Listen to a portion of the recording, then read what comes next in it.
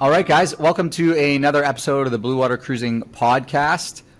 Stoked that you're tuning in to check it out. Excited for this episode. I've got Dave, Beth, and Landon here, and I met these guys back in 2021, and we had a chat. They went out cruising, and they've got pretty crazy story to tell. I don't know too much about it, so I'm excited to dive in and learn more about it. But yeah, we chatted back in 2021. You guys are from Colorado, and which is not near an ocean, if my U.S. geography is up to speed. So curious to hear how the whole sailing thing came about, and curious to hear the story, because I think you said May of last year, and had some crazy stuff happen with that circumstance. You're not on the old boat anymore, something about a fire, and now you're on a new boat, still going, which is epic. That you kind of push through that. So that's as much as I really know. So I'm curious just to dive in. I guess the first question is, the last time we chatted, you were buying a brand new boat. That's all I really remember. We had a good phone call. You were talking about buying a new boat, and then this is the next time we've chatted. So maybe catch me up to speed as to, maybe first of all, what was the motivation? Why did you think that buying a boat and going cruising was a good idea? I think our story is probably not very different from the vast majority of other people. Beth and I went sailing several times in the British Virgin Islands, and loved it, fell in love with it. And actually, prior to that, when we were down in Houston, we owned a sail time. We were part of a sail time franchise. I don't know if you know what that is, but it's kind of like a timeshare thing. And fell in love with sailing there. And then BVI kind of solidified that, and that set us on a 20-year plan. We kind of made our minds up at that point that this is the lifestyle we want at some point. And so for the next 20 years, we have a card that Beth gave me 23 years ago that said, here's $200 toward the boat. Unfortunately, we lost that on the last boat, but we'll get to that. We scraped even that together just to be able to start the fun. Yeah. So it's been a 20-year really plan in the making that got us to the point where we were ready to buy the boat. And we went through tons of training. That's why actually you and I connected, and was interested to hear what you were doing, and big fan of that. But that's how we got started originally. Cool. Super cool. Okay. So 20-year plan. That's a long time. Yeah, that's really, really cool. All right. And then, so what are some of the actions that you took to make it happen? Obviously, 20-year plan, finances were a big piece of that. I think when we talked, you have a business that you run, or I don't know if you sold it or not, but some people do that. So what are some of the actions? There's the financial component. You mentioned training, getting the skills, the how to sail skills, but then the skills as to what's it going to be like to live the lifestyle. What are some of the things you went through to actually make it happen? Yeah, and I don't know that there's a right way to do this, right? You may have a stronger opinion on this, but I'm somewhat envious of the younger people that are going out there and doing it on a shoestring budget because they're getting out there earlier. For us, we decided, because Beth and I both had professional careers, that we were going to bank her salary and put that all toward the boat into our plan. And so that was where that 20-year plan came in. I always said, when we first got married, I think our combined income was $19,000. I had just gotten out of the Air Force. And I would always say short-term sacrifice for long-term gain. Yep. And so we would always sacrifice, going out to dinner and maybe ordering a drink at dinner. We'd always just go at home and do it at home. And anything we saved, we put toward the boat plan. Mm-hmm. And so that fund just kept building up, right? It did. It drove me crazy because every time he's like, stay the course, short-term sacrifice, long-term gain. He's like, when we're in our 50s and we're able to retire, everyone else is still working. Well, when you're in your 20s, it feels like it's so far away, right? And I thought, it's not that we didn't allow ourselves any fun ever, but we would calculate in our minds how much it would cost to go out to a movie and to dinner or have drinks with people at a restaurant. We would invite people to our house and say, let's just dial it down a little bit and grill out, and we would have a little journal. We would keep a track of okay, here's what we would have spent had we gone out tonight. Let's put it in this, in the boat fund. And and one of the things that we've taught Landon since she was little, one of her very first words, besides mom and dad, was compounding interest, because David would say, what's the eighth wonder of the world, baby girl? And she was like, compounding interest? Because we would try to, and the fun started long before she was even thought of, but that was in our mind, was how we could get our money to work for us. And there were times it was hard probably to stay the course just because it felt so far away, but it goes, we all know, like in a flash, right, ultimately. And so that financially, that was probably the first thing before we even acquired any skills. That was our thing, is we've got to have the wherewithal. So we kind of put together that plan of what that would look like and how we would have our exit strategy for our careers as well. Mm-hmm. Yeah, and so I exited my career 2 years ago, I guess. Mm-hmm. And we run a bunch of other businesses, affiliate businesses. We have the boat in our business, and the whole nother discussion probably, but but we still run an income through the boat business, but vast majority of that came through our professional careers, though. Right.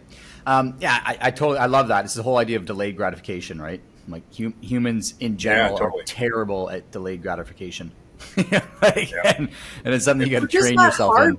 That way, right? Yeah, exactly. Yeah, we want it now, generally speaking. Exactly. I've got another question for you on that, because it's something that we run into quite often. Is so we work with a lot of people we have a lot of people that come to us that are successful like that. They're running businesses, they're in careers. They've done what you've done, in the sense that they've planned for this. They've planned for being able to get to a place in their late 40s, early 50s to take a step back from their career and do something else. How did you know? Or how did you determine what the right time was to do that and the right number? And maybe the context around that is because we get a lot of people that come to us, and it's almost like, this idea of we're not so good at delayed gratification, but then we train ourselves to be another way and end up in that pattern. And it's hard to then let go of, okay, hey, I'm going to reduce that income. I'm going to get off that pathway and go into this other one. So you want to maybe share a bit about how you came to that decision? Yeah. So we worked religiously with our financial planner. I think I was probably his second most annoying client. I think he said it like his father-in-law was his first. But we just sat down quarterly and went through the plan. And I always had a number in my head that I wanted to get to based off all of the iterations of the plan that we did, understanding what kind of our monthly expenditures would be sailing. I always wanted to stay kind of cash flow neutral, meaning like I didn't want to like touch our retirement funds too much.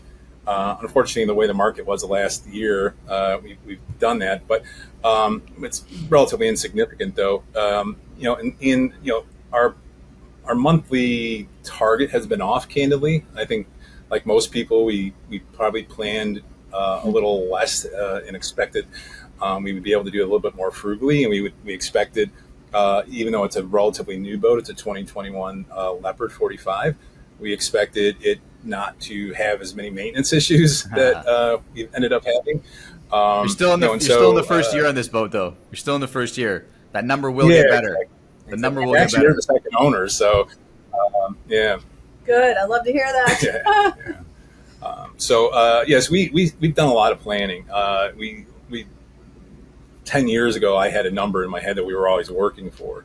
And then I got cancer in 2016, stage 4 melanoma cancer, which is oftentimes kind of a kiss of death. And that kind of changed our plan a little bit. Actually, it actually ended up benefiting the plan. Right. I think we were more ready. I think so as well. Because of that. And we were more ready financially. We were more ready mentally to make that exit. It was easy at that. More ready financially in the sense that you were ready to commit to just, hey, we can do it with the number we have, like less attached to doing more to go into it. Exactly. Yeah, exactly. And we also had the other businesses starting to cash flow a little bit, like the affiliate marketing and stuff. And so we knew that we would be able to earn income that way as well. So, but it also freed our mind. You always had a number, and at work, in his professional job, it's amazing how many times the corporate guys, will all talk. Well, what's your number? What's this number? What? Like they're just so concerned with, do I have enough? And it helped your number maybe come down a little bit. Not that you didn't want to take care of us and protect the family, because that's his main concern. Has always been our financial security, and if something was to happen to him. But I think it made us say, no matter, we've got enough. We can do it on the budget that we have now. We may have to do it a little bit more frugally than we would have otherwise, but wow, life is short. We're not promised tomorrow. Let's do this thing. We can take all the classes. We can do all the things people do all the time, and they're still sitting on shore trying to make that right time work. And it was such a beautiful thing for us. It was a gift. He always would say that cancer was probably our biggest gift. You actually asked another question too that I don't think we fully answered before this one, that kind of ties into this, which is, what kind of training did we do? And we did all the ASA courses, both for when we were at Stale Time, and then we redid them again a few years ago. But then we went to Cruisers University in Annapolis, the boat show at Annapolis, and it's a great program. But my observation, I'll probably get emails for this, but my observation is that there's a lot of people that have gone 5-10 years in a row, and they've never made the decision to leave. And that fascinates me as well, right? That there's so many people that are, they never think they're ready enough to go. We just met a guy who is been sailing for a year, and he wants to go through the canal, and that's where we're headed to go in the South Pacific next year. But he's like, I don't have enough experience yet. And it's like, well, I mean, people only know themselves, right? I'm not going to judge whether he was right or wrong. But my point is, people have this voice in the back of their head that will tell them they're never ready, both financially, both, career-wise, whatever. There's always something that's going to tell you you're not ready. And you just have to, overcome that, right? Mm-hmm. Yeah. And I'm glad you went there with that, because that's kind of the essence of my question. It was like, what was it that caused that decision? Because I see it all the time too. People that they take all the ASA classes, they take all this, they go to cruisers, they do all this stuff, and they never go. They never go, And I talk to them like, what do you need to go and do this? You got the money, you've got the, team members that want to come on board, your family's willing to support you, but it's not happening. So what's the block here? And I think you touched on something in sharing the story about the cancer, and it's like, it's this idea that what I hear in that is, it's like you realize your own mortality. You're like, oh my God, I'm not here forever. And often that we hear stories like that from many people that do this, whether it's some variant of that, it's something they've come face to face with.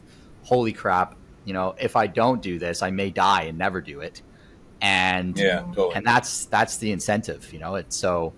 It's true. We had talked about doing it here's the things you say: when we retire, when you pay this off, when Landon graduates, when this, when that. Every family has their own thing. And then after the cancer, we were just like, you know what? We have met so many people that didn't make it. They made it to retirement, and something happened to one or the other of them. And so all these dreams that they had worked towards all of these years didn't happen. We thought, gosh, we only have Landon for 4 more years in our house. If we want to share it with her, make some memories in case the cancer does come back. We're realists. We don't live in that worried state every day. But we also realize it could happen. Yeah. And so we thought, let's throw caution to the wind. Let's make some memories. And so that was another thing, is all of these someday. We're like, no, today is that day, and we're going for it. And we're still figuring stuff out, right? I mean, I still learn something every day. There's things I was like, wow, I have no clue of that, and I love that. That's just life in general, right? As an example, like my mom is 91 and not the best of health, but she's like, go. Like, I've lived my life, go live yours. But there was some guilt there. Catholic guilt, like saying, should we stay? But then Beth's mom has breast cancer right now. And so there's that, it's like, you're always going to have something that's going to hold you back.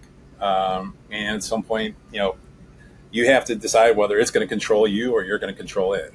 There's always a reason not to go. The only one that's insurmountable is your own health.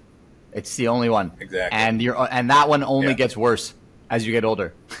Exactly. So, Exactly. Right.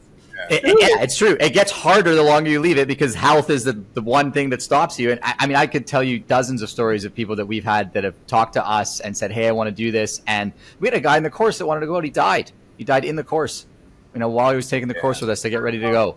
It's like, it's the health is the main thing. But and that brings me, and then I want to move on to the kind of what's happened for you guys and stuff. But I love this stuff. This is the stuff I think that's the real meat and potatoes of it for people to actually make the decision. You mentioned something at the very beginning where you're like, I don't know if we did it the right way. I look at these guys that are doing it on the shoestring and you know, maybe that was the way. You want to elaborate on that? We've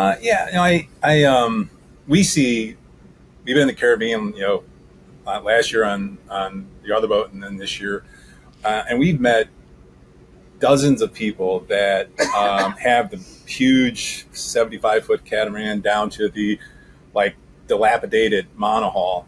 And I mean, candidly, I think more people on dilapidated monohulls are happier than the people that have the bigger bills. Yeah. But I think they're out living that adventure, right? They didn't wait and they didn't work their tail off. They're figuring out as they go. Now, I mean, to be fair, they're going to have some problems on the end of it where it's like when they're done with this, how do they make a living, right? And how do they have savings and everything else? So, I mean, it's to each their own at the end of the day. But I'm somewhat envious of those people because they've been out living an adventure for 20 more years than we probably will. And they're healthier doing it and everything else. So. I think, for me, what that represents, because I saw the same thing, and I've got lots of friends on each side of the demographic, all spectrums of the demographic. To me, it represents that the whole financial piece around it, this whole idea of money's going to hold me back, is just a pile of crap that we tell ourselves. Totally. It's all just there's some legitimacy to it, to the sense that, hey, I just don't want to live a lifestyle like that. I don't want to live a camping-based lifestyle.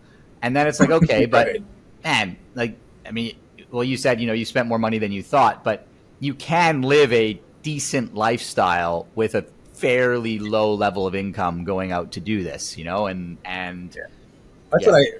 tell people all the time, on our social media stuff, people are always saying to us, well, it must be nice to be you, or it must be nice to have that kind of money or whatever. Yeah. And I'm like, if you have a dream, you can do it. I always put Sailing Uma up as a great example of it, right? Yeah. I mean, Sailing Uma bought a dilapidated sailboat, had the chops to put it together, and did it very cheaply. And they're out living their dream, right? And making good money on their social media stuff now. If you have the dream, you can do it. And it just depends on how much motivation you have. Yeah, I'm totally with you on that. And I think even with little money, you can get started, and then you can build a life doing that. And if money's important, you can figure out a way to make money. There's so many ways to make money online right now. It doesn't have to be YouTube. I think a lot of people see that, I need to start a YouTube channel. Actually, it's one of the worst ways to make money online.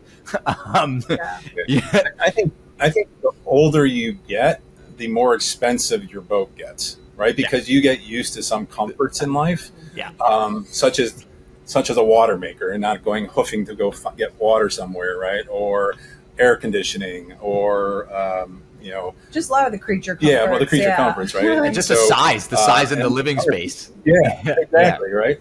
Yeah. I never want to go hoof for water ever. Right, I hear seems like the worst use of time.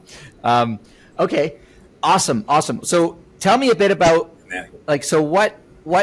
what happened for you? You guys, you bought a new boat, and I'm curious about this too. Having gone through the process of buying the new boat, your opinion on now you're on a slightly used boat, second owner, correct? Used versus new.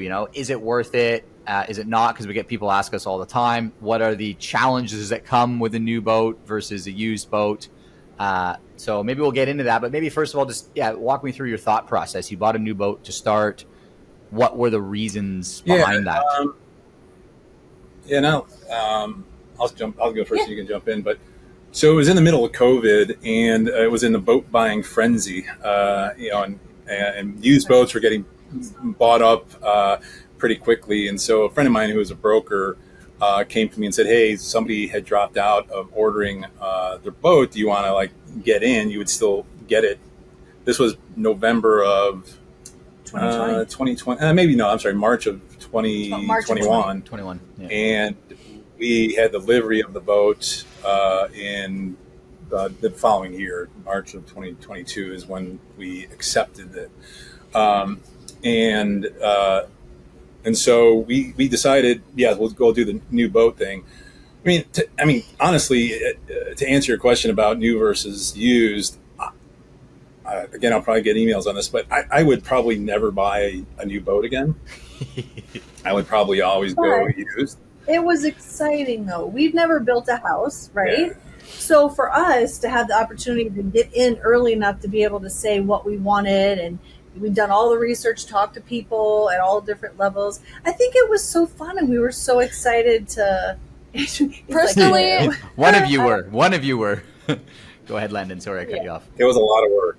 Personally, though, it was still, I feel like, worth it. If it wouldn't have been for what happened, I feel like we would not have complained about building the boat out itself. Yeah, probably. True. Probably. We loved it. We loved our boat. That's a good point. I mean, because of the result of what happened, maybe the effort in which I spent a year, building this thing out with the company, it was exhausting, honestly. Yeah. And to see all that kind of, fall apart was super frustrating. But new boats have tons of problems, right? And it's you got to shake it down a lot, and like the whole warranty issues that you run into. That's a whole nother. It's a chess match of emotions that you deal with. Whereas a used boat, it gets shaken down. Ours is this current boat's, Chris's point, is 2021, so it's still a new boat. And I don't think it got fully shook down. So we still had a couple problems that arose. But, in general, I would say a used boat, the problems are generally fixed if it's within the last, like a 3 to 5 year old boat, right? They're generally, those issues are fixed and repaired, and it's in decent shape. That's the one thing I didn't anticipate, though, because I thought brand new boat, Right. we won't have any issues. We won't have to worry about replacing things until years down the line. Because I truly did think that. I don't know. It must have been a very ignorant attitude. You don't know. I was like, oh, these poor people that bought a used boat. Yeah. Right. I felt bad for the people that had a used boat and immediately had to go out of the gate replacing things or working on it. And that it was an education for me, because I thought I based it on car buying was the only thing that I had ever done before. And I was like, there's no way somebody could sell you a new boat and then you would expect all these problems. There's just no way. And he's like, Beth, I'm just telling you, it's going to happen. And I was like, no. But I feel like it's the same thing with you just don't understand. Too. So it's been an education for sure. But anyway, we loved our boat, right? Yeah. I mean, it was... Oh, yeah, it was a fantastic boat. All the things we wanted. We loved the boat. Like the whole storage space was a bit, but... Yeah, it's all... I mean, boats are compromises, right? You're never going to get the perfect boat. Even if you build the boat, you're never going to get the perfect boat. Right. You have to give up something. The advice I would give is, if you're going to buy a brand new boat, candidly, I would... wait to, let's say if you're in the U.S. as an example, I would get the boat delivered over in the U.S. and do a lot of the work yourself or subcontract it. I wouldn't pay the boat builder to put in your solar, put in your water maker, because you're going to get, it's going to be a lot more expensive when they do it than if you have it done yourself. It's just like building a house. True. Like people that build it, they nail it on the upgrades, right? Exactly. Like you want that extra half bath on the main floor. It's 3 times what it would cost if you did it yourself. Exactly. Exactly. It's interesting you say this. I'm loving this, because it's one of the things that we say a lot is it's like that the things that get people when they make this transition in lifestyle. Like what I mean by get people is it's like you said things that I totally resonate and agree with. Like you got the boat at the end of the day, you got out, you're living it. It's like you did it. It's just. It's the stuff you don't know that you don't know that ends up biting you along the way in little ways. And you just gave a perfect example. You just didn't know, that, hey, buying a new boat is not like buying a new car. And there's hundreds of those examples when you go through the process of transitioning to cruising. So, it's funny. If you're a Go ahead. If you're a buyer, like a new buyer, like you're an inexperienced sailor and you have money and you're just going to buy a new boat, I would say wait, buy the used boat first, get a year or two under your belt, and then if you still want that new boat, then go do that, because you're going to be a hell of a lot smarter about what you want on that boat. Right. Yeah. We have a handful of people that we work with in our program that are buying new boats, and I'd say it also depends on. It depends on what you're trying to accomplish too at the end of the day. Because if you're trying to buy that boat and your timeline and financial situation is such that you're okay to park it for 12 months in a near a major center where warranty is available and you've got the time and the patience and the money to deal with shaking it down, then sure, maybe it's an okay thing. On the flip side, most people are like you guys. You want to buy the boat and get going. You want to get out there. Exactly. And if that's the mission, then I'm with you. I don't think that it's it's more efficient to go to use to that point. Yeah, exactly. And to your point, I mean, time deteriorates your dream. Yes. It whittles away at it. You get super frustrated the longer you're sitting there trying to get warranty work done and get the boat finished on time and everything else that goes along with it. And all of a sudden, like, the family's unhappy, and like you're unhappy, and it just ruins the dream, right? Yeah. Whereas you can get a used boat like this one. We bought it in January of this year, and we left in March. I love that too. January, February. I love that too. I can't tell you the number of people I talk to. Yeah, I'm like, hey, when are you heading off? 3 weeks. Really? You're going to buy a boat and start Bluewater cruising in 3 weeks? Right. No, it's not going to happen. Right. 3 months is fast. Nope. And because you've done it before, I'm not surprised, but right.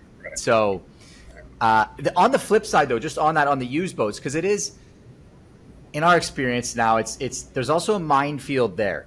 There's the new boat thing, which is, okay, there can be some problems because you can have the same problem with a used boat if you don't know what you're looking for in that used boat. And we see it all the time, people that buy boats, ex-charter boats, for example, they come out of charter and they spend 12 to 18 months just constantly fixing the boat the entire time, not doing hardly any sailing. And the exact same thing happens. Like you said, time kills the dream because the family goes like, this isn't what we signed up for, And so it's finding that balance of used, but then what does that need to look like so that you can go right away? And I think, it's critical to get the right surveyor, right? And it's critical to get like every expert that you want on the boat looking at, if the surveyor doesn't know enough about, solar systems and lithium ion batteries and whatever else, get the right people on the boat looking at that boat. I mean, it's, and use your own surveyor. Like a lot of brokers, the selling broker, like, here's a surveyor I recommend, right? And it's, it almost never works, right? And I mean, we were lucky in this particular case, but in general, I would say it almost never works. Find a surveyor that has got a great reputation, and then bring in the other experts as you need them. And I would go one step further on that and say one that has a great reputation, and ideally one that has done what you want to do on that boat, one that understands what Bluewater cruising is, because that's the biggest thing that we run into is the majority of the professionals in the marketplace don't actually understand Bluewater cruising because they've never done it. They've never gone out and cruised the boat. Yeah. Some of them have. There's some. When we were, right. Yeah, when we were boat shopping, I went down to Florida and we looked at 3 different boats with a friend of mine who's a broker, and one was a FP47, and it was hurricane damaged. Yeah. And the hurricane demasted it, or dismasted it, I think it is. But they said, oh, well, that was it. But when you started peeling back the onion on it, and opening compartments and looking in, and bulkheads and stuff like that, there was clearly additional damage there that was, was painted over, and it did not look like it was fixed. I mean, to my layperson eyes, did not look like it was fixed correctly, right? It easily would have gotten caught in the survey, but like to the untrained eye or the person that just wants to get out there right away, they're going to make exceptions or compromises. They're going to want to buy this boat. They're going to like, I'll get it fixed. And then they're just buying more problems. Yeah. And it ends up they never get out and they sell the boat. Yeah. It's the biggest mistake that we see people make is rushing the boat buying process. Is that like, I got to get out there, I want to do this now, and then they compromise on a boat that is because they think they're buying a boat to get out there, and they don't see that the actual real work starts once you bought the boat. And that's right. I like to tell people, I'm like, buying a boat and going cruising, like the boat buying part is like getting to Everest base camp. If you're climbing Mount Everest, like once you bought the boat, you still got to climb the mountain. And you want to make sure you got the right gear in base camp with you, which is the boat. and by the way, that's why I love you, Chris, and what you and Keith are doing is like, you're not like sugarcoating things. I mean, like you're giving a service and education to people that a lot of people aren't. A lot of people are looking at YouTube and they're like, oh, I want to live that YouTube dream, right? Yeah, it's not reality. And I mean, there's some good YouTubes out there that are more realistic as well, but like Zatara. But in general, there's a lot of YouTubes that are just selling the dream, and you guys are doing a good gut check, which I think is needed. Thanks, man. I appreciate that. Thank you. Tell me a bit about this story. Like on this, you bought this new boat, and there was problems with it in the shakedown and things, and then there was an incident, and you're not on it anymore. So what, if you can, if you're able to share, pieces of that or whatever you can around how you ended up where you are now then. Sure. You want to do it? You can do it. All right. So we bought the boat, like I said, in 2021. We took, handover in March, but the boat never moved until May 5th, right? Mm-hmm. Yeah. So we did a couple like shakedowns in Florida. Where in Florida? Florida is where you took handover? In Fort Lauderdale. Yeah. Okay. In Fort Lauderdale. Yeah. And because we were, from an insurance perspective, I think considered pretty inexperienced because prior to this, we really had mostly charter experience. Yep. We had to do some captain sign-off and stuff like that. And they were also fixing some things on a boat. They had used our boat in the Miami Boat Show as it had come off of the showroom, and we're making some changes to it. So it took us a little bit of time. Yeah. And so, but we didn't. I mean, they were like doing stuff right up to May 4th before we left on May 5th, like Cinco de Mayo. But so we left on May 5th to the Bahamas. And then had an amazing time. Our two dogs were with us, and it was we were living the dream. And on May 18th, we went grocery shopping, and we came back, Beth and I, to the boat being on fire. Wow, that's quick. From the 5th to the 18th. Yeah, 13 days. 2 weeks. 13 days. Oh my God. Yeah. That must how what was that like? Like that must have. I can imagine. Like it must have just been like gut wrenching. Yeah. It still is. I mean, it still is. It's we talk about it because I think it's I think it's important for people to not give up on their dreams because of things like this, and that's why we talk about it. But yeah, it still churns our stomachs every time we talk about it, I think. Our first concern was the dogs. I mean, besides the boat, we got back and alarm was going off, and so we tried for like 30 minutes to give them CPR, but it just was clear pretty quickly that they were gone. And so the fire actually was out at that point. Because the boat was closed up, we think the dogs must have died of oxygen deprivation because the fire had used up all the oxygen and then went out. But when we opened up the doors, the toxic smoke, I mean, it's just like, you can still feel that in your nose today. This smoke was just so, just so toxic. Just overtaken, yeah. And we'd wet our shirts down and we'd walk in and try to find the dogs. We finally found them. Like Beth said, we pulled them out. We tried to give them CPR, but by that point, they were gone. And by this point, a dozen other sailors had come over trying to help us. And they put, a half dozen fire extinguishers on the area around the galley that it looked like the fire had started. And and it was amazing, the sailing community coming together. And there was one person in particular, Christopher, that just took over. He was a Brit that I'll never forget. We're still friends to this day. That just took over, and he sent me up front, and I was on oxygen up front, and he just handled everything. And so, I mean, all the things you don't think about, right? Yeah. Like we had people show up with coolers, and he's like, "Okay, you unload the refrigerator and freezers so that once we get the all of this under control, the food hasn't taken on all of that smell. Okay, you call a local vet, see if we can find somebody a way to dispose of the animals. Okay, I want you on this duty. I want you." Somebody shut off all the electric. We were so overwhelmed. I mean, our minds, emotionally, our hearts were broken, and we were just at such a low point of devastation. So just to have people that such kindness, we'd never even met them, and we had just pulled up into that port, so it's not like we'd even become a part of that community. We were literally doing our big grocery shopping for our next. So it was so community. Beautiful to see how. Oh my gosh, me too. I love it. It was in Georgetown, Bahamas, and we were next stop was Dominican Republic, right? I think we were going straight to. Yep. Oh. Yeah, and so the sailors did everything they could possibly do.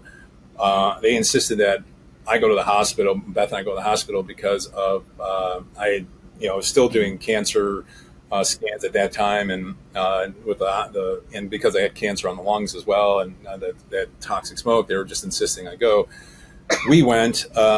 It was a worthless experience, but it's another story. But but when we got there, we got to there, and they're like, "Well, we don't have a doctor here." I'm like, okay, I can imagine. I've been to many healthcare facilities in these countries. Yeah, and they're like, "Well, we'll put you on oxygen." I was like, "Well, I was on oxygen, back there." And they're like, "Well, we'll wait, and you get to 98%, we'll let you." Well, we kind of went with the idea of doing scans of our chest to make sure we hadn't taken too much. And they were like, "Oh, Sheila, we'll call her, is on maternity leave. There's nobody here to do any scans. Do an X-ray, it's not like, to a healthcare where there's someone that steps in while you're gone." Right. And so we were there for quite some time. In fact, when we left, all those sailors were still on our boat. People we had never met, and we were just like, "Yeah, whatever, do." Actually, I think they were actually, by the time we left, the sailors were actually gone, because then our daughter came in. She texted us or called me from the hospital. I called you and then texted you. Because she was on our friend's boat. We had a buddy boat that had left Florida with us and was going along with us. And their story's even crazier, because they have even less experience, and they're still out there sailing. It's an awesome story. But Landon texted and said, "Hey, the boat's back on fire." Because the sailors had done everything they possibly could do, and they're like, "There's nothing really left for us to do at this point." Except for the one thing they did do is we need to open everything up and get this artificial, just like all of that fiberglass smell burning. Yeah. So they said, "Let's just open the windows and let it air out." And then we think that that's probably what reignited. Yeah, and so because oxygen was pouring back into the boat, there was clearly something still burning. Embers somewhere. Yeah, and so and then the fire inspector said that's pretty common as well.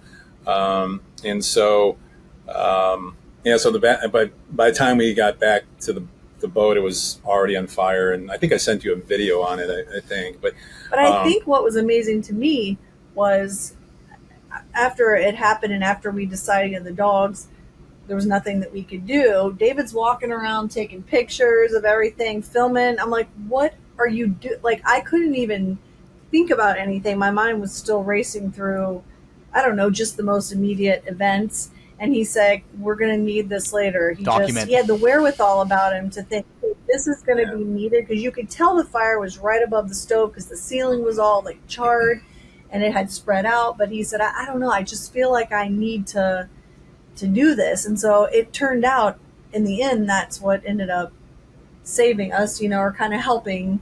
Yeah, I mean, fortunately, our insurance paid out 100%. They did. Cool. And they did. Yeah. Who were you Concept insured? Special Risks. Concept. Okay. Concepts. Yeah. Which I know a lot of people have had a questionable experience with them. Really, we can't complain. No, people that have had. No. Really, I don't know anybody that's had a problem with Concept, but. Yeah, I mean, I should say online. If you look at the online stuff, okay. But I don't know anybody that's followed their rules that's had a problem. We'll put it that way. It's a lot of Yeah. Well, you got to understand them. I think it was pretty easy. I think it was pretty easy for them to pay us out because we were only sailing 13 days. Everything was brand new. Like the fire extinguisher was brand new. Everything was brand new, right? So everything was in warranty still. Warranty. So there wasn't a lot that they could really point to. Which is why I say it saved us. There was literally Right. not much left of the boat, and the fire inspector said in most cases I at least have something to go on, but there's literally not even a piece big enough for me to begin. Yeah. And this is where I think I made a mistake. And this is where I think you provide an awesome service. Had you and I continued together, I would have probably learned this not the hard way. But when we bought the insurance for the boat, the brokers insured me for what we owed on the boat. Okay. Not what we owed, plus the down payment, plus all of our personal goods. And because this was our home, we didn't have a home to go back to. We didn't have homeowners insurance that covered any of our computers and all the stuff that was on the boat. Now, boat insurance isn't very good at that either, so I don't know really what the right answer there would have been. But we were really underinsured. We lost about $300,000 total. That sucks, man. I'm sorry to hear that. That's a sting. Yeah, and frankly, I'm a little frustrated with agent not for doing their job a little bit better and saying, hey, you still put this down payment down. The boat's worth more than what you're insuring this thing for. Like, had you thought about adding that to the policy? And in retrospect, it sounds like, well, yeah, of course. Why wouldn't you do that? But it's for whatever reason at the time, it's another one of these you don't know what you don't know things. Really, yeah, unfortunately, right? Exactly. Really, that's the category it falls into, and yeah. Sorry, man. I'm sorry to hear that. That's a major bummer. Well, it's we tend to. At least you were insured, I guess, for something. Exactly. Right. Because I know people that have lost $500,000 boats, no insurance, like nothing. Drove and for no good.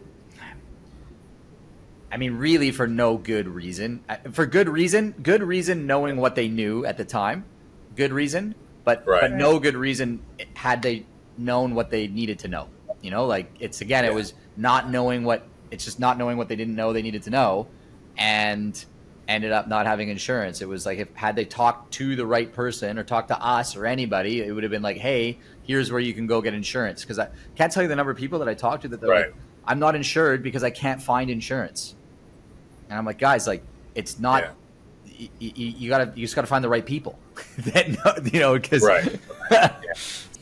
Cool. Okay. Well, that's So that's the man. That's brutal. I mean, it's brutal what happened, but I'm inspired by the fact you kept going. So tell me a bit about how that happened. Actually, but first, before we do that, I've been watching Landon here out in the corner of the screen. I want to know where you were at in this whole thing, because we have a lot of we work with a lot of families that have kids, especially girls, like daughters, and that are. I'm assuming you're in your teens. I don't know. I didn't ask how old you are, but I'm assuming you're in your teens, especially teenage daughters. And there's a lot of friction around families that want to go and do this, and teenage daughters coming along as far as leaving friend groups, leaving life as it was. So if you're open to it, would you want to share a little bit about that and how the experience was for you? Yeah, totally. So, sailing is a great opportunity in itself, and it is amazing. But there are definitely more pros than cons.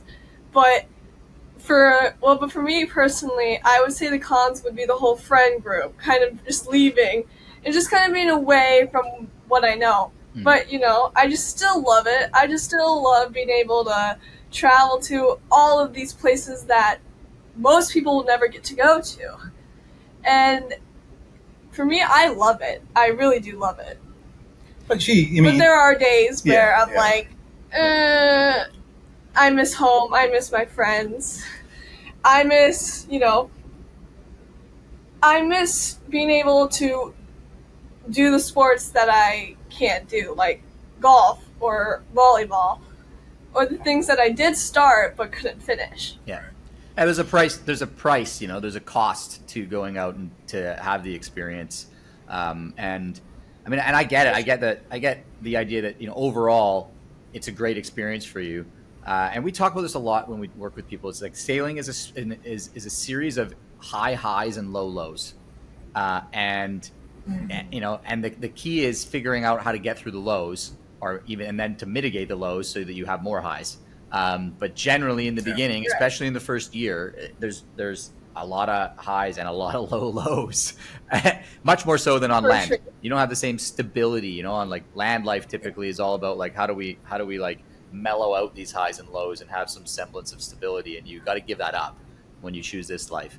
For adults or teenagers, right? I mean, even adults have those same things, right? 100%. Yeah. For everybody involved. Yeah. I'm curious, like you mentioned something really quick when we were chatting just about buddy boats and having friends. Like, how have you managed to, substitute's probably the wrong word, but like, cause you're never going to replace that stuff because it's a completely different way of life. But how have you managed to find, pieces of that you miss from land life in the sailing life?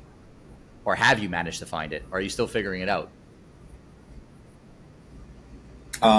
So is that a question for Landon or us? Yeah, or I mean, I was directing it to Landon, but if any of you guys want to hop in, totally.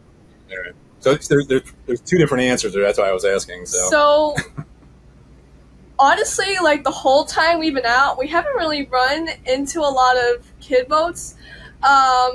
Pretty much the only place where I think we saw a lot of kid boats was in Grenada, or like even here in Curacao. There are a lot of kids here, but not really kids my age, and I haven't really talked with any of them. But how I substitute the whole friend thing is by doing lots of calls with my friends when I can, or just kind of texting, just kind of trying to get that social aspect that I need. But at the same time, I almost feel like I need more. But I just, it's been hard to find surprisingly hard to find at least kids my teenage age too. Teenage boats. I think we left Florida late, and when we got to Grenada, we were there a very short time before we flew home for cancer scans and other stuff. And the marina that we were in Grenada, which was Port Louis, great marina, but not many teenage, really no kids at all. Most of the kids are on the south side at La Fère Bleue, and it's overrun with toddlers and stuff like that. And so I'm hopeful once we get to Panama, because like the timing that we're getting to February in Panama is perfect, because everybody's there about that time before they cross over. I'm hopeful that we'll find teenage boats there. But we have found a lot of friend boats, like buddy boats. We had, like I said, the one boat that we left Florida with was a good friend of mine from work, that he came and toured our boat. Never been on a boat before. He toured it in January, and he bought a boat, brand new Lagoon 46, and left in May the same time we did. Never being on a boat. So he bought in January, left in May. Yeah, so cool. I mean, it's a pretty impressive story. But and then another friend of ours is a delivery captain, and he connected us with all kinds of people that we sailed from the Bahamas all the way down to actually Grenada with, who are just amazing people that were actually kind of in between our ages. So Landon was able to bond with them a lot too. I think the good thing about her being an only child is adults have been her life for so long. So as we meet people, I mean, there's such a good mix in the sailing community. You don't have to have the same demographics in your home, right? Like all kids. Some people have animals. Some have kids. Some are older. They're retired. Well, I guess we're retired, but retirement age, typical. But it's kind of neat. But she still does need that. We try to be sensitive to the fact that sometimes I think it's silly. Like she'll be talking at home and she's like, oh gosh, they have prom, they have homecoming. They have this, they have that. I'm like, Landon, it's a 1 night, 3-hour event. I'm pretty sure they would all give up their lives to have yours. But I realize when you're a child, like that is something that's a milestone. It's a very important thing. And so we try to we've tried to time our trips going home where she could Attend maybe things. have some of those experiences. But here's the thing with that. I've asked every single one of my friends back at home, like, would they rather do this or stay home and do the life they know? Some of them are like, okay, like, I like want to do what you're doing, but at the same time, I definitely see how it can be lonely or just sometimes not the fun. So, a lot of them, when I say, would you like to go sailing or do this lifestyle, most of them are like, no, not really. You're an adventure junkie, so that's I know. why you love it. But like the whole homecoming and everything, something I miss. Have you thought about having like your friends out to the boat, or having people that are your age to come out and hang out with you for like 3 weeks? It is kind of a hard thing. Yeah, we just talked about that. Actually, having someone come out maybe in summer because they're all in school. Yeah. But maybe in summer, we just told her, let's talk to somebody about maybe coming out for a month. If their moms or dads would let them come out, we're totally game for them coming with us. And I think that's the key, right? There was I just read a summary of a book from a lady that was a boat kid back in the 90s, yeah, maybe. I've seen this. It's going all around in all the forums, right? About how she's like totally hating on her parents. She had a miserable life, right? Yeah, she's hating. Yeah. And to be fair, I didn't read the whole book. I just read the summary of it, but it sounded like her dad was. There was other things going on there, right? And I mean, parents, we have an obligation, right? To your point, like we need to like bring her friends out to the boat.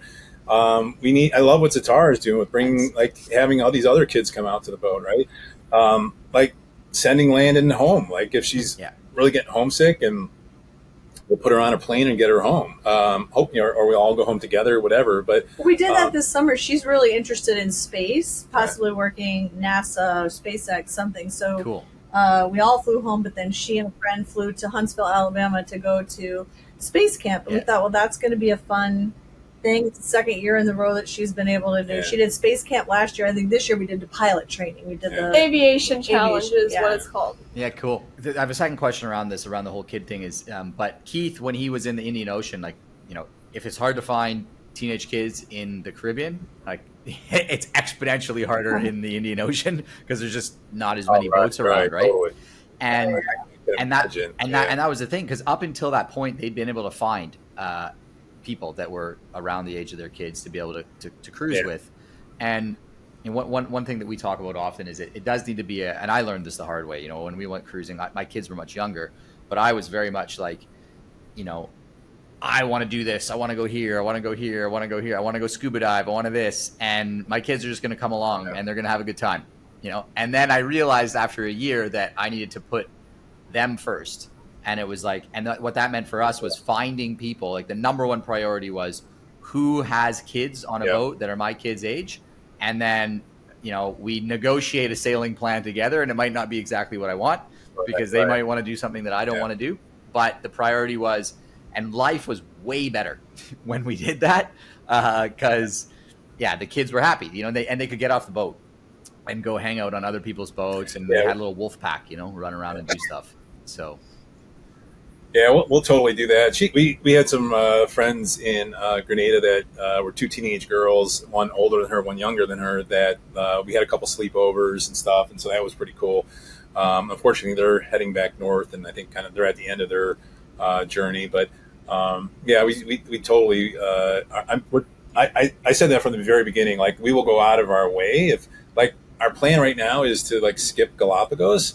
But if like we find a buddy boat that has awesome teenagers and we love them and stuff, then we'll just go to Galapagos if that's where they're going, right? And we will go out of our way to do that. For sure. You should find somebody in Panama. The follow-up question I was going to ask is, are you guys in any of the groups where there's a bunch of where people can post, like kid boat groups, basically, on Facebook? Yeah, totally. Yeah. We're in there's Kids for Sale, tons of WhatsApp groups. For each of the islands, there's a WhatsApp group, right? And then there's the Facebook groups. I'm not in as many for the Pacific yet, I don't think. It's been dominated by more Caribbean things. I'm in one Pacific group, but then we're in Pacific Posse. There's a kind of loosely formed group that I think, that kind of tracks the boats, and if there's kids on the boats, and they negotiate some deals. So hopefully we'll find some kids that way too. Cool. Thank you, Landon, for sharing your perspective there. Appreciate that. Yeah, of course. Okay, so walk me through then now how you got to where you're at now. So the boat burned down. You didn't have a boat anymore. Yeah. Did you ever think about quitting? Yeah. Yes. These two didn't. I did. Okay. Which was a shock. Oh my gosh. I was like, who are you and what have you done with my husband?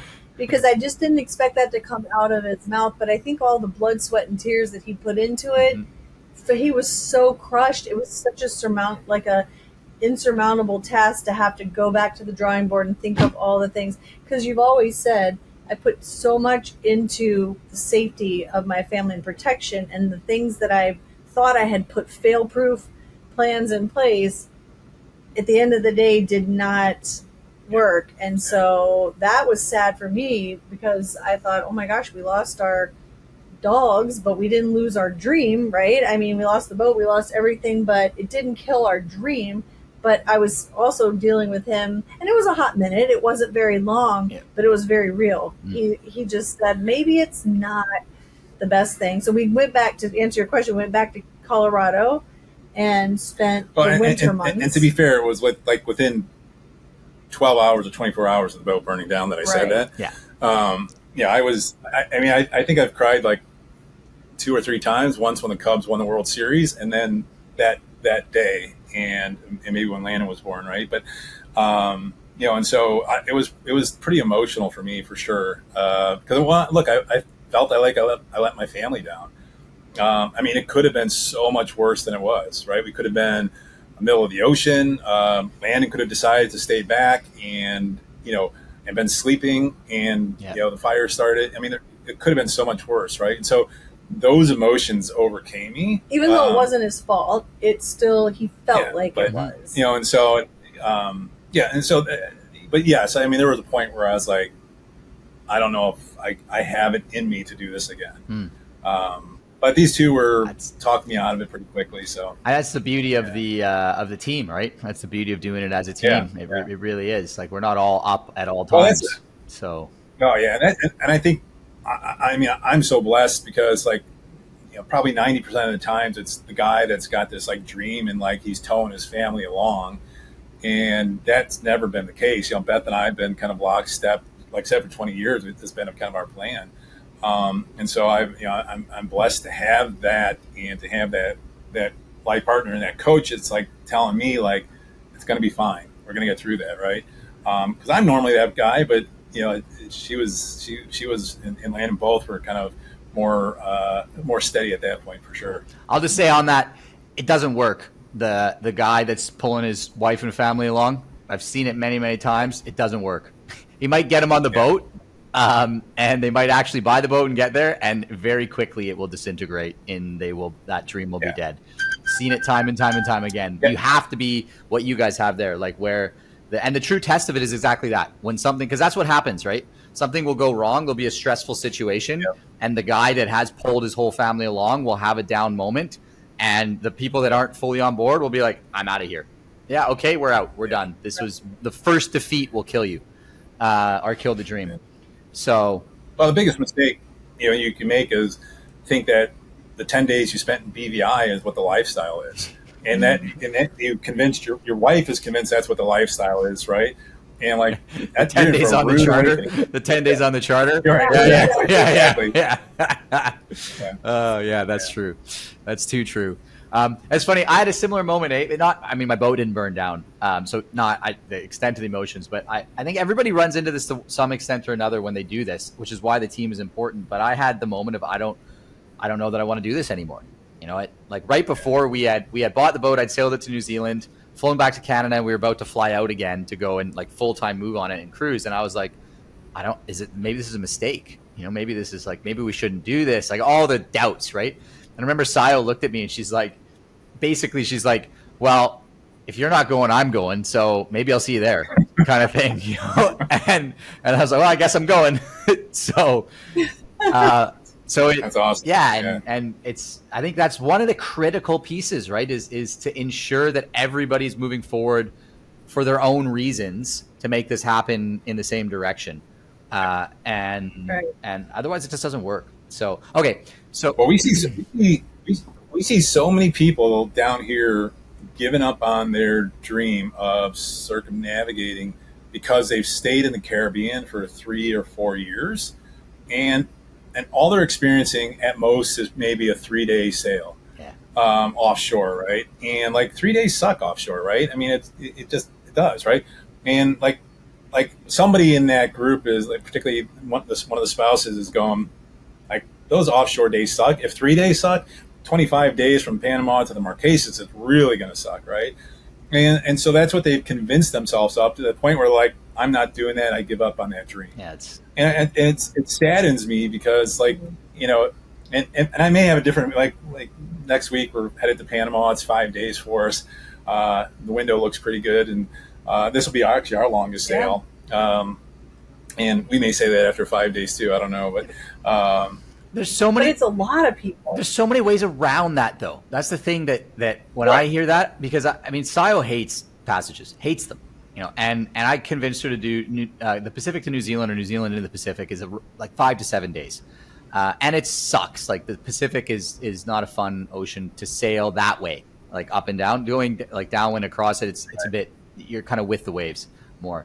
And I got her to do it once. She wouldn't do it again.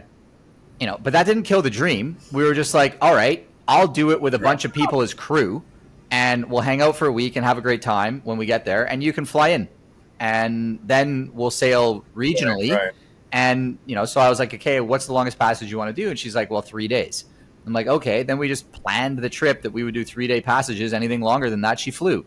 It's not insurmountable, right, to do that. If somebody's like, yeah, I don't want to sail 25 days across the Pacific, okay, get the people who want to do it, and then get on an airplane and fly the other people. And, and because then when you're there and you're hanging out and you're in like one of the coolest places in the world to hang out with a boat.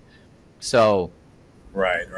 Exactly. Yeah, I think there's, for you, we actually talked about that at one point, but I think there's a bit of FOMO involved, right? A bit of a fear of missing out. Until right? you do it once. And frankly, there's this disappointment too of like, if we actually end up circumnavigating, we have no idea if we will or not. That's the plan, but we don't know. Let's say we end up circumnavigating. I think there's this thing in the back of even your head that says, well, I didn't do that. I didn't do the whole thing, right? And so there's this fear of missing out, but this maybe, missing out on the full accomplishment too. That she's like, I'm going to do it. So you'll only do it once, but that's. So like for me, with the whole 25-day passage, school is probably going to be the hardest part. I feel like. You got Starlink though. Yeah, what's that? You got Starlink. You got. Yeah, well, she means like she tends to get a little not like seasick, but a little nauseous on their way, and so she's like, I don't know if I can do this or not. So, but we're gonna see how it goes. We'll figure that out when it comes. But yeah, cool. Okay, so you didn't quit after the boat burned down, which is amazing, and then that was like you said, that was May of 2022. And so then March of 2020, May of last year. Right? Yeah, May of last year. And then so March of 2022, you got this boat, which is a Leopard 45. Yeah. Okay. Yep. Okay. Yep. So we and you bought it in Grenada? Let's see, we bought it in Florida. Okay. Yeah. So we were in Colorado at the time. We went home for Christmas. No, we went home after the boat burned down in July, right? Yeah, we were driving, so we just slowly made our way. Honestly, we didn't want to. We stayed in Florida for a month and a half or two. We just didn't want to go home right away because I don't know. We just didn't want to go home. We knew we were going to have to tell the story 1,000 times, and no offense to all of our friends and family back home, but we were just like, we didn't think we could do it over and over again. We just kind of felt like we were going home with our tails tucked between our legs, licking our wounds, which I guess we were to a degree, but. Yeah, and by the way, I'd be remiss too. Like our friends and my company that I had just left stepped up in such a big way to help us out. Like, I mean, like the sailors, like when the boat burned down, like they showed up with a suitcase full of clothes. The hotel that we stayed in Georgetown, Bahamas, didn't charge us for the hotel. The prime minister or the vice prime minister of all of the Bahamas came to see us. Yeah, it was crazy. It was like really was. The outreach was crazy, and it just kept growing. And like I said, my family and our friends and my company in particular just were just extraordinarily gracious. And so anyway, so we got back home to Colorado, and we regrouped. We tend to be people that are forward looking. We don't look in the rearview mirror and let that haunt us too much. I mean, if you go to like our website and you see the rest of our story about cancer and other stuff, I mean, you'll just see that there's just, and that's what, like the life warrior thing is all about. It's like just being forward looking and not let those things, those past things haunt you, because you can't change them, right? So we were still keeping our eyes open for a boat, but we were living our lives, right? Yeah. We were just trying to enjoy the season of life we were in and figure out what that meant for us, how we would get back on a boat. So I reached out to a friend in Canada who was a broker, and he found a few boats down in Florida. I flew down in December, and actually we found the boat pretty quickly. We looked at two boats: the Fountain Peugeot I talked about earlier, a Prout 50, which I love the lines on a Prout 50, but it was just not in great shape. And it's a heavy boat too. And then this Leopard 45. Yeah, and I called Beth. I'm like, hey, you got time to video call? And I think I have the video because she was in the hairdresser and had her hair all done. And I said, I think this is the boat, and did a walkthrough with her, and we fell in love with the boat. And but we were having a down day because the guy had drug him around everywhere, and none of the boats looked like what their pictures posted. He said to me, I kept showing me, like, I see everybody posts pictures from the day he bought the boat. Totally. They didn't post the pictures of what it looks like, and so he flew down feeling like he was discouraged, like, oh my God, I flew all of this way to see these boats, that there is no way I'm taking this. Yeah, we were. I was doing that tour of the Prout 50, and the pictures did not. I know that boat. I know exactly the boat you're talking about. Yeah. We had and clients. The funny thing was, the funny thing was, like the port cabin, aft cabin. I walk in there to look at it, and one of the little square lights that light up the room, there's water dripping from it. I'm like, that's a problem. That's not a good sign. And so and there was a lot of. I mean, it could have been nothing, of course, but I mean, it's an indicator. It's an indicator. That's totally. And honestly, we knew if we bought that boat, we were going to be spending a year getting it to where we wanted it to be, and we just knew we didn't want to do that. So, this boat came along, and we made an offer, actually $20,000 under the asking price. They accepted it right away. And the reason they accepted it is they were in Georgetown, Bahamas when our boat burned down. They knew you. And they remembered the Yeah. they didn't even know us, but they remembered the name, and they told the broker that they just wanted to be part of our story at getting back out on the water. So we were so touched because that's awesome. Coming in 20,000 under, we thought it's going to create this bidding war back and forth, but we just knew it was the max we could put out because we hadn't even gotten anything settled by that time with our insurance. And anyway, so it was a beautiful thing. Another such of a gift. I think that happens in life, and tragedies. The world has tragedies, or your local area or whatever. People just really step up and help. So that was kind of it was amazing. I don't know. It was so beautiful. And we think of that all the time, every day when we're on this boat, that was... And then we got on the boat. We made the offer in December. We closed on it in January, and then we came down in February. And we didn't really do a lot to the boat. It was pretty. I mean, they did a great build on it, and there wasn't a lot to really do except just our own personal touches to it. And we left in March. The only work we've done since then, the rudder post on the starboard side was leaking water. The bearing had seized inside the rudder there post, and so we had to pull it out of the water in St. Martin, and that was pretty expensive endeavor, but wasn't anything that the previous owners had done. I think it was just some electrolysis that occurred that no one knew about. So Cool. Leopard 45 is a nice boat, super nice boat, and it's the it's great. Love it. it's definitely the Wild West out there when it comes to buying used boats. when it comes to the Yes, sure. the listings, and I mean, even when Keith was shopping for his boat, he and this is a large part of why we're doing what we're doing, because Keith experienced it, I've experienced it, we talked to tons of people. Keith flew to France to go look at a boat that was not it didn't show as represented, and that's like, he flew from the US to France and showed up and was like, this is like not the same boat that's in that the listing is, and there's tons of stories of that. So I'm not surprised to hear that, but I'm glad. Even when he bought the boat in the Privilege in Greece, I think it was. I think there was even some hassle there, right? They couldn't even leave right away because of some financial issue or something. There's a long story around that one that we'll do a podcast and he'll probably share it. It was nothing to do with the boat. It was actually the brokers it was the broker that got in the way of that deal. Oh, okay. And there's a long story behind that one, but and because he had a business background and he had a good relationship with the owner, they were able to work out a deal without the broker to be able to sail the boat and to be able to use it. But nice. But there's a long story around that one. I mean, it really is the Wild West, and no deal is the same. There's no. It is. They're all different. It's shocking how unregulated it is in the U.S. There's no regulations. I mean, there's no. There's a at least in the U.S. or we're such a heavily regulated society. There's a pretense at regulations in the U.S., but they're not.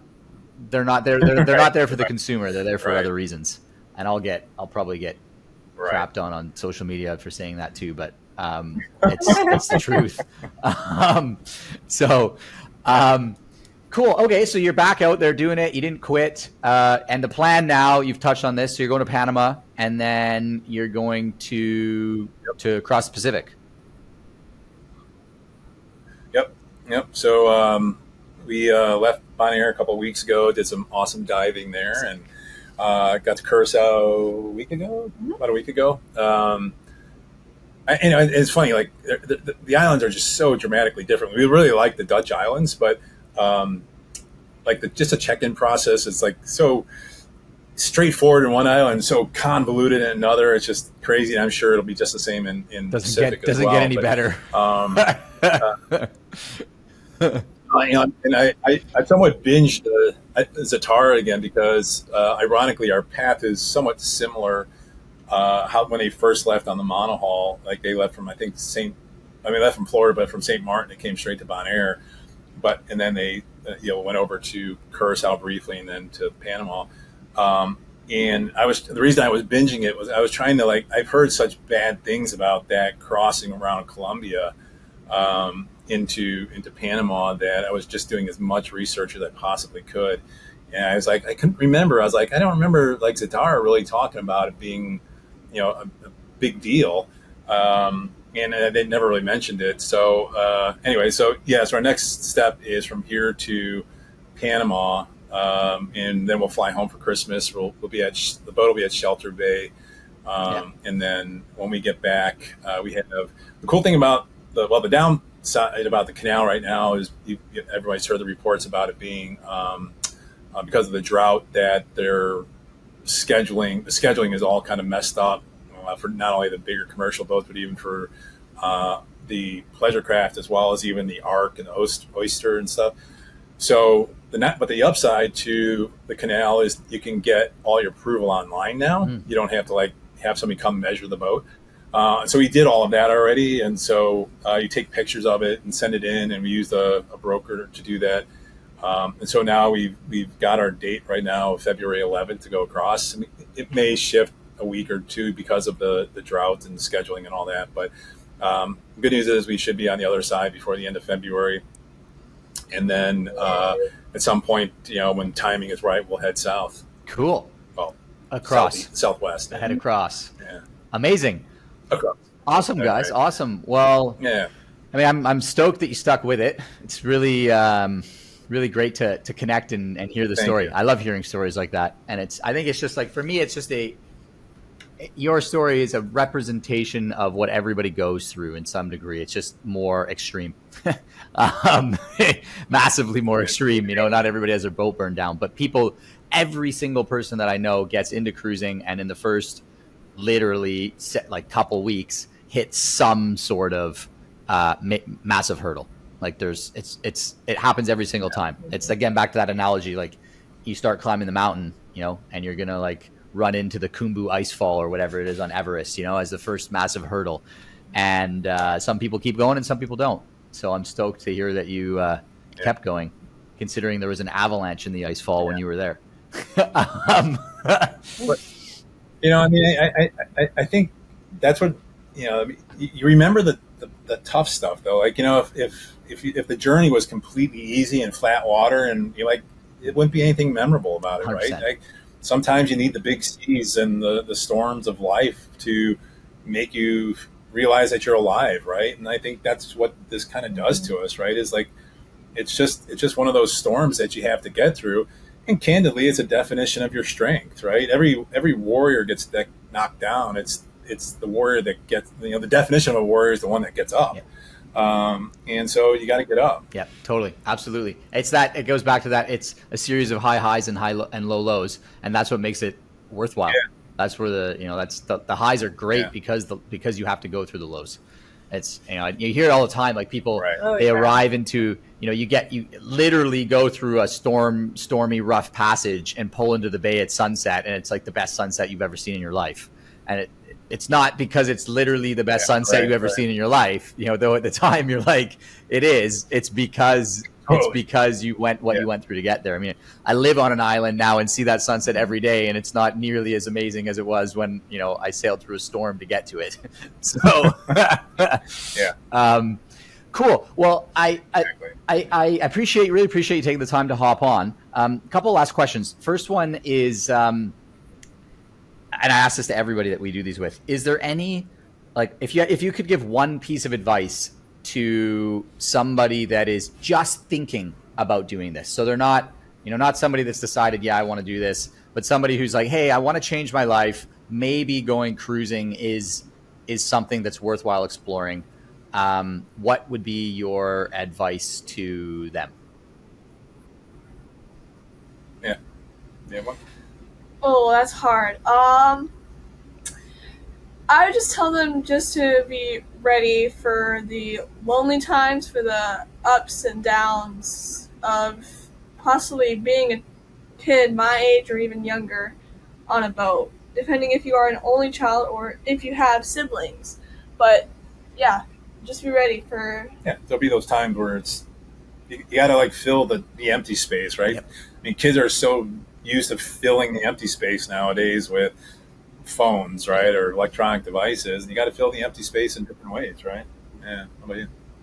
I'd say do it. We had so many people that were shocked that we were going back out afterwards. Even our family, our closest family members were like, why would you do that when you had these things happen?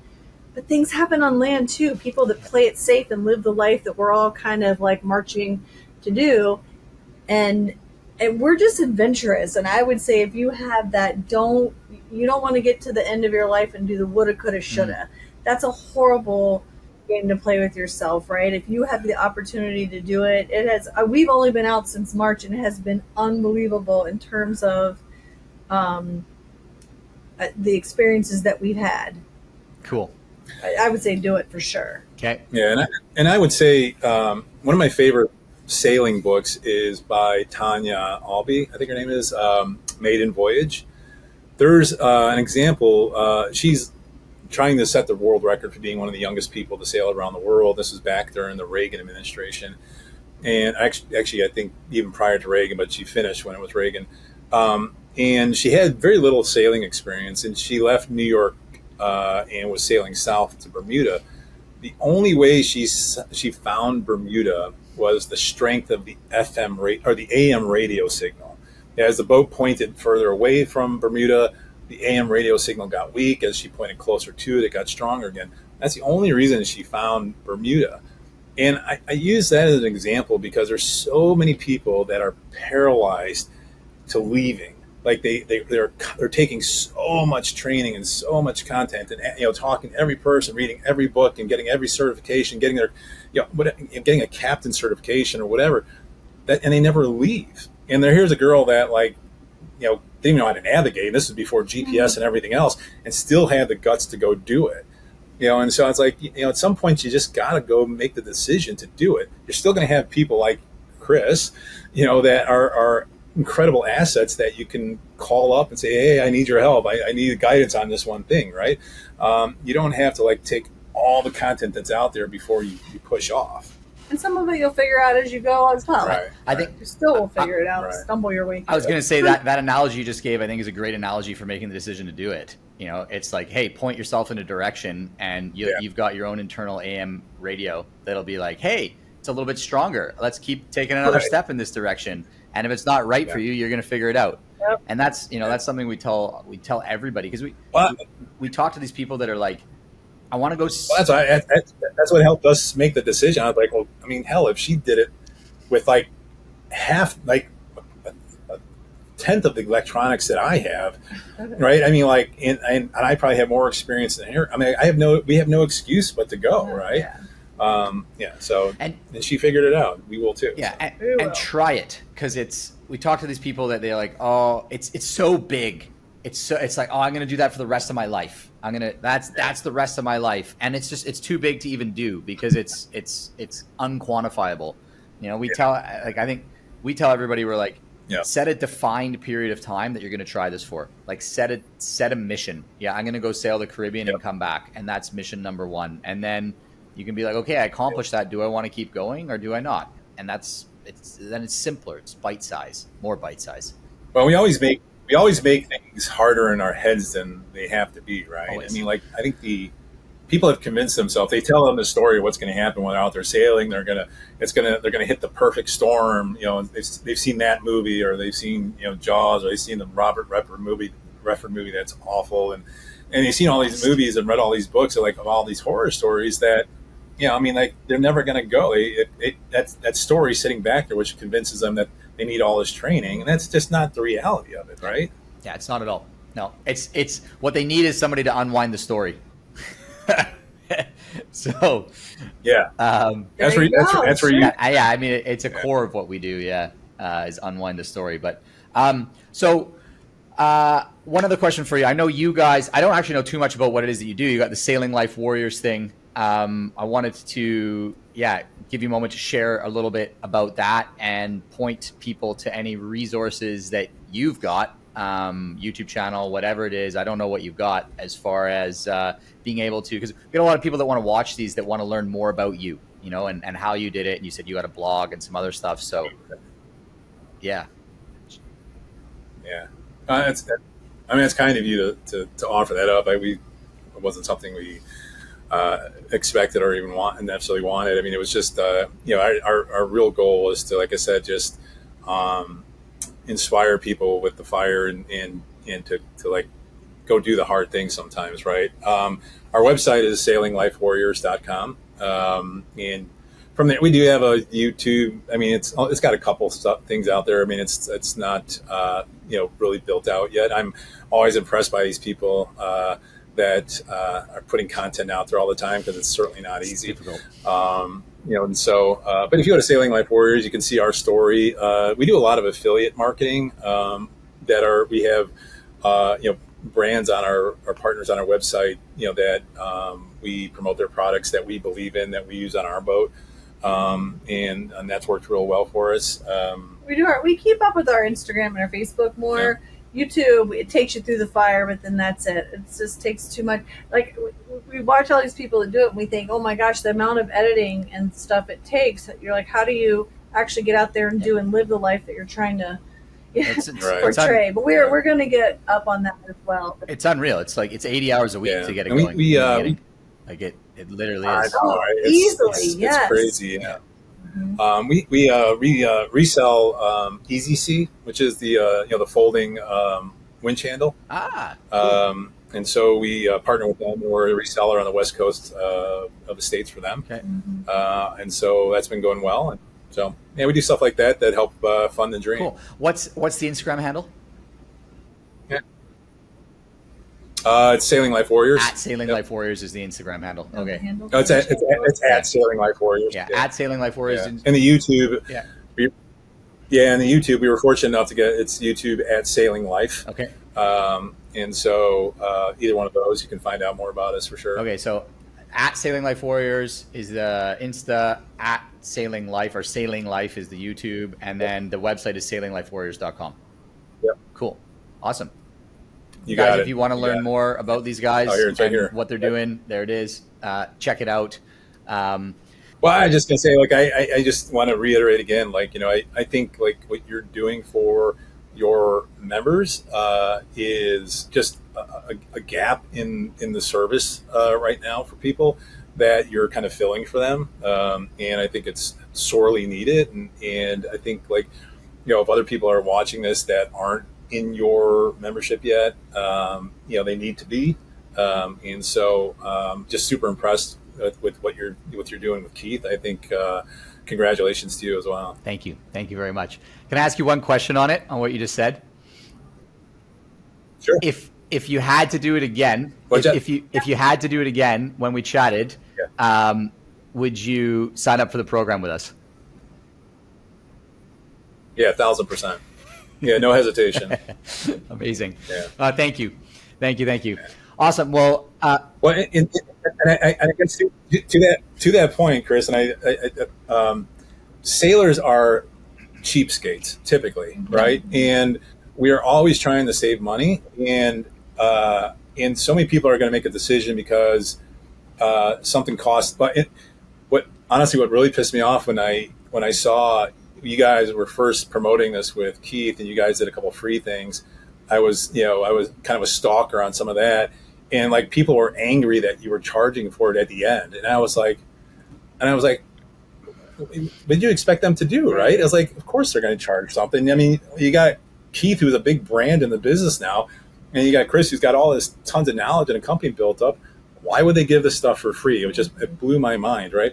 And I'm not even sure what you charge today, if it's $2,000 or $4,000, whatever it might be. It's worth it though. Like, to make that investment is going to save you so much down the road in heartache and pain. It would have saved me $300,000 probably, because I would have been much more knowledgeable about the insurance business, right? And so, like, you just get off the dime once in a while and make, like we always talk about, like, buy once, cry once. Like, invest in the right product up front, like yours, and you won't be crying down the road because you didn't know something. Yep. No, 100%. No, I really appreciate you sharing that. I think you nailed everything that we're trying to do in the program. And I appreciate you sharing the story around the insurance, because it's been our experience, right? And there's been another guy did a podcast with Brent. I don't know if you saw it. And Brent, same deal. He actually attended one of those free things, and he didn't sign up. And he said the exact same thing. He's like, 10x what I would have spent with you guys, I would have saved in money, never mind the stress and everything else that came with it. So I appreciate you sharing the story around it though, because it provides some tangibility to what we do, because it's probably the single biggest thing that we struggle with, right? Is like getting it across to people that, hey, the value of this is because you're right. Sailors everybody's thinking about, I'm dropping $500,000, $800,000, $1 million on a boat. Every penny that I can save right now, I want to save, right? So I totally get it, but amazing, guys. Amazing. Well, yeah, once again, I mean, real pleasure speaking with all of you. Everybody that attended this episode of the podcast, thank you very much, guys, for taking the time to attend it. Appreciate you listening to our discussion. I hope you got something out of the story you heard today. And once again, if you guys want help putting your plan together to get out there, you can hop on for what we call a Bluewater Cruising Compass call with us. It's a 15-minute call with one of our team. There's no cost to that. And we'll dive into your plan with what you've got going on right now. We'll talk about boats. We'll talk about finances, how your finance is positioned. and we'll get you moving in the right direction. And at the end of that, we'll let you know if or how we can help you and give you the details. And if we can't, we'll make sure we point you in a direction where you are going to be able to get some help to make this happen for you. So once again, guys, thanks for attending. Thank you guys again for sharing your story, and we'll see everybody on the next one.